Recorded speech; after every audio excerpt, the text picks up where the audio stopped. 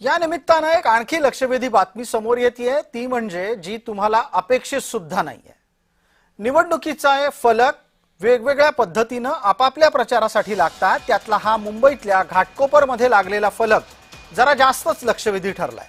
इथे अजित पवारांच्या उमेदवार असलेल्या एका व्यक्तीने चक्क आपल्या बॅनरवर देवेंद्र फडणवीसांचा फोटो तर लावलाच आहे, पण त्याच्या जोडीला उद्धव गटाचे प्रमुख उद्धव ठाकरे यांचा फोटो सुद्धा लावलाय। आणि इतकं सगळं केलं असून त्यात चक्क अजित पवारांचा फोटो गायब आहे। निवडणूक चिन्ह लावलं हे नशीब म्हणायचं। मुंबईतल्या घाटकोपरच्या प्रभाग क्रमांक 126 मध्ये हा फलक झळकतोय।